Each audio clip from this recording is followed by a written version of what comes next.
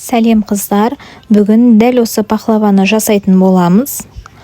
Ол үшін бізге ең алдымен ұнның үстіне ерітілген сары майымызды салып, қолымызбен жақсылап араластырамыз.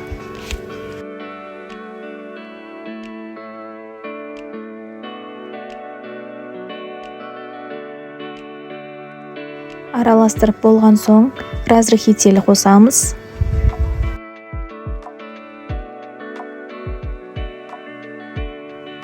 Қасықпен бір араластырып алып, 25% сметанамыздан қосамыз.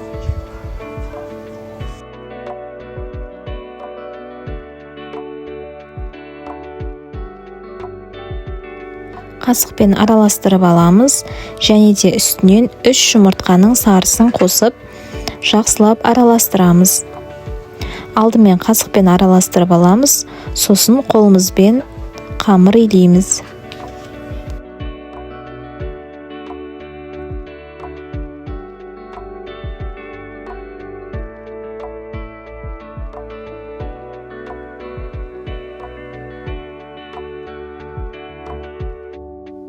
Дайын болған қамырымызды холодильникке кемінде 30 минутқа қойып қоямыз. 30 минутқа немесе 1 сағатқа қойып қойсаңыздар болады. Енді начинкасын дайындайтын боламыз. Начинкасын дайындау үшін осы жаңғақтарды майдалап үгетіп алуымыз қажет. Мен блендердің көмегімен майдалап жатырмын. Сіздерде егер блендер болмаса, оқтаудың көмегін пайдалансаңыздар болады.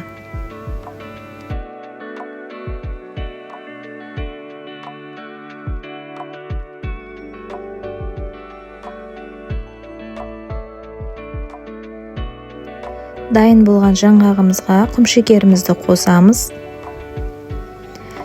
Және де 2 жұмыртқаның ағын қосамыз. Барлығын жақсылап араластырып аламыз.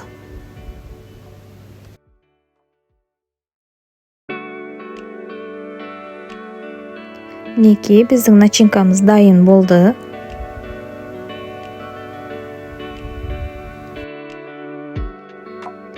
Енді қамырымызды 4 бөлікке бөліп аламыз.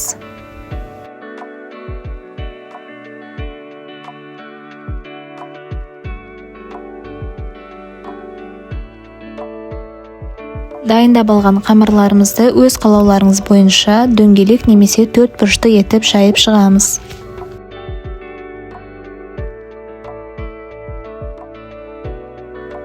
Мен дөңгелек етіп жайып жатырмын.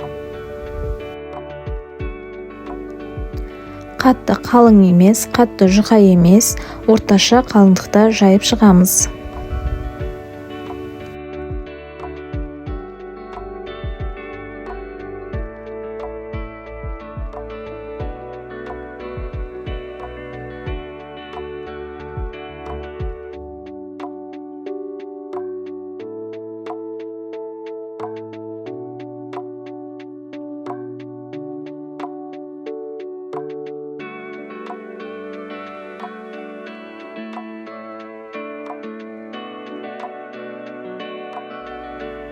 Қыздар, жайып шыққан қамырларымызды табамызға орналастырамыз.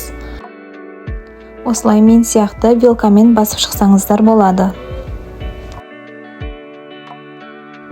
Үстіне начинкамызды салып, жақсылап жайып шығамыз.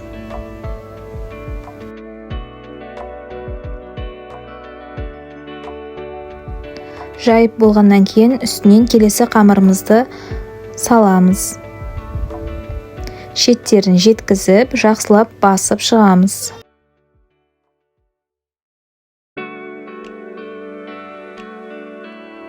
Қамырдың үстінен начинкамызды салып, жайып шығамыз. Оның үстінен келесі қамырды саламыз. Тағы да начинкамызды салып, жайып шығамыз. Және үстінен соңғы 4-ші қамырды саламыз. Шеттерін жақсылап басып шығамыз. Және де мен сияқты осылай түйіп шықсаңыздар болады.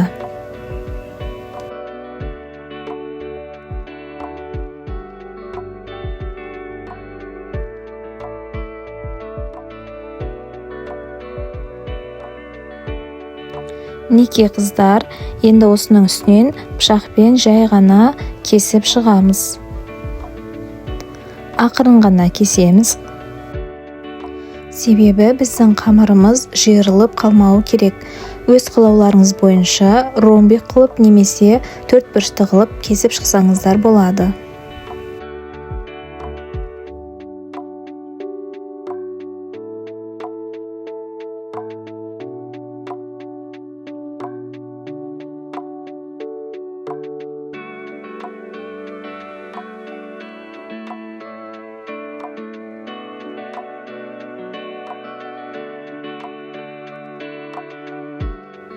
Кесіп болғаннан кейін жұмыртқаның сарысына сүт қосып, бетіне біркелкі етіп жағып шығамыз.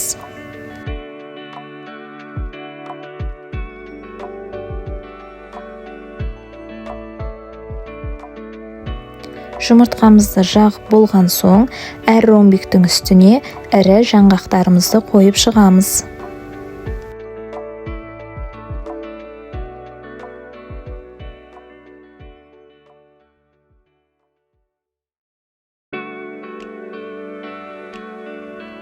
Мінекей қыздар, дайын болған пахлавамызды 180 градуста 25-30 минутта пісіріп аламыз. Мінекей қыздар, пахлавамыз пісті. Енді үстінен мед, яғни балымызды құйып шығамыз. Қыздар, әдеттегідей рецепті описаниеде қалдырамын. Жасап көріңіздер, өте дәмді болып шығады. Видеом ұнаса, каналға тіркеліп қойыңыз.